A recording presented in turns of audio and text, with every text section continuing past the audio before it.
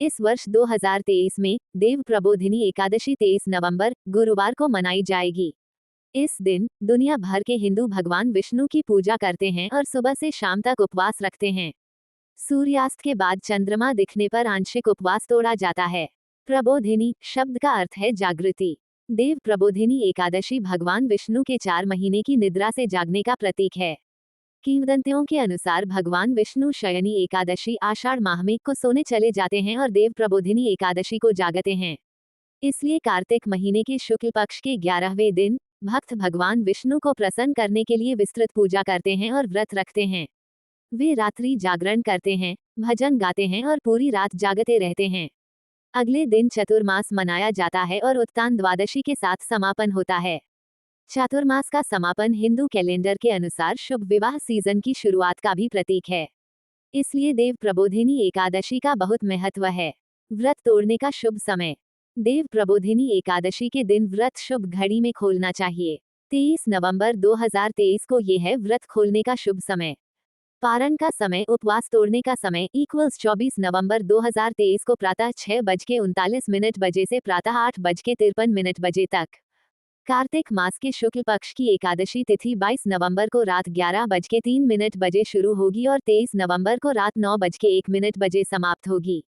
इसलिए देवोत्थान एकादशी या प्रबोधिनी एकादशी का व्रत 23 नवंबर गुरुवार को रखा जाएगा। इसलिए भक्तों को इस समय के दौरान फल, दूध और गैर अनाज वाले खाद्य पदार्थ खाकर अपना उपवास तोड़ना चाहिए।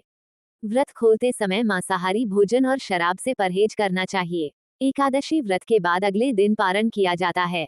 देव प्रबोधिनी एकादशी की विधियां। देव प्रबोधिनी एकादशी से जुड़े कुछ प्रमुख अनुष्ठान इस प्रकार हैं।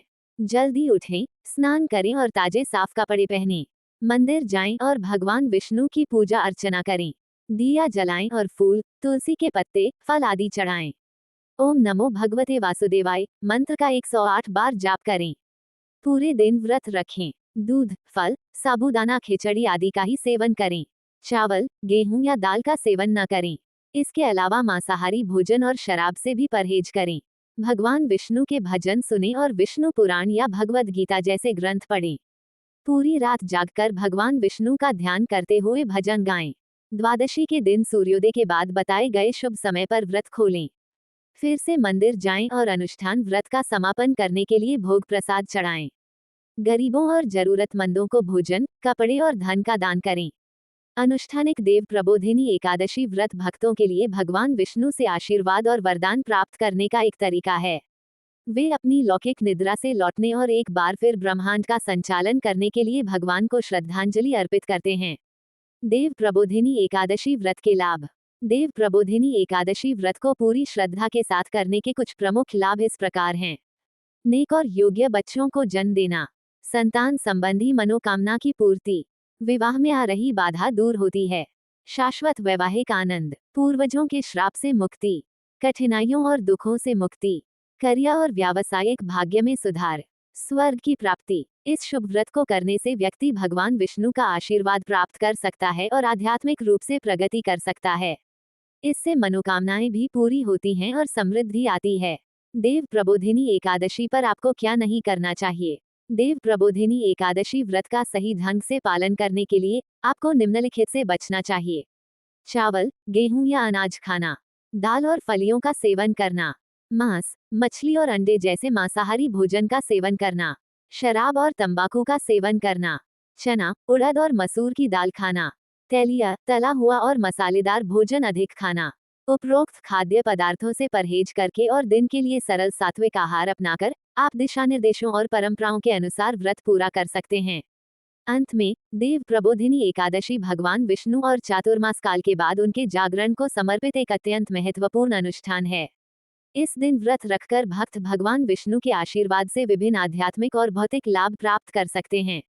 पूरी रात उत्सव के साथ संयुक्त उपवास का शुभ अनुष्ठान देव प्रबोधिनी एकादशी को हिंदू कैलेंडर में एक विशेष अवसर बनाता है। देवोत्थानी एकादशी के क्या करें और क्या नहीं। एकादशी के दिन चावल का सेवन वर्जित माना गया है। देवोत्थानी एकादशी के दिन तुलसी के पत्ते भी नहीं तोड़ने चाहिए। एकादशी की पूजा के लिए तुलसी के पत्ते एक दिन पहले ही तोड़ लें। देवोत्थानी एकादशी के दिन भगवान विष्णु के केले का भोग जरूर लगाएं। इस दिन केला और हल्दी का दान काफी शुभकारी मानी जाता है। देवउठनी एकादशी के दिन भगवान विष्णु का स्मरण करें या नारायण के मंत्रों का जाप करें। एकादशी के दिन किसी से वाद विवाद नहीं करें और न ही किसी को अपशब्द बोलें। इस शुभ अवसर पर भगवान विष्णु का केसर मिश्रित दूध से अभिषेक करें। मान्यता है कि ऐसा करने से विष्णु जी प्रसन्न होते हैं तथा मनवांछित फल की प्राप्ति होती है। देवोत्थान एकादशी के दिन करेंगे ये उपाय तो मिलेगा मनचाहा वरदान। जानते हैं कार्तिक मास में देवोत्थान एकादशी का व्रत आता है। यूं तो वर्ष भर में पड़ने वाली प्रत्येक एकादशी का खासा महत्व है, परंतु बात करें कार्तिक मास की इस एकादशी की तो इसको अन्य एकादशी तिथि से कहीं ऊपर माना जाता है। दरअसल धार्मिक मान्यताओं के अनुसार इस दिन भगवान विष्णु 4 मास की निद्रा से जागते हैं, जिसके साथ ही मांगलिक कार्य आरंभ हो जाते हैं। इस दिन विष्णु जी की आराधना करने की परंपरा है। इसी दिन तुलसी विवाह भी संपन्न किया जाता है। तो वहीं इसी दिन श्री हरि विष्णु जो को प्रसन्न करने के लिए तथा उनकी कृपा पाने के लिए भी कई तरह के उपाय आदि भी किए जाते हैं। तो क्या है ये उपाय, आइए जानते हैं। ज्योतिष शास्त्र के अनुसार इन उपायों को करने से श्री हरि को प्रसन्न होते हैं तथा उनके आशीर्वाद से व्यक्ति को इच्छाओं की पूर्ति होती है। इसलिए अगर आप भी मनोकामनाएं पूरी करनी है तो इस देवउठनी एकादशी के दिन आप कुछ विशेष व खास उपाय कर सकते हैं। आइए जानते हैं क्या है ये उपाय। इस शुभ अवसर पर भगवान विष्णु का केसर मिश्रित दूध से अभिषेक करें। मान्यता है कि ऐसा करने से विष्णु जी प्रसन्न होते हैं तथा मनवांछित फल की प्राप्ति होती है। इस दिन प्रातः जल्दी उठकर नदी में स्नान करें। ऐसा करने से जीवन में आपको समस्त सुख प्राप्त होते हैं। ध्यान रखें, स्नान करने के बाद गायत्री मंत्र का जाप जरूर करें। माना जाता है इससे स्वास्थ्य अच्छा होता है। धन वृद्धि के लिए आप एकादशी के दिन विष्णु मंदिर में सफेद मिठाई या खीर का भोग लगाएं। भोग में तुलसी के पत्ते जरूर डालें। इससे भगवान विष्णु जल्दी ही प्रसन्न होते हैं।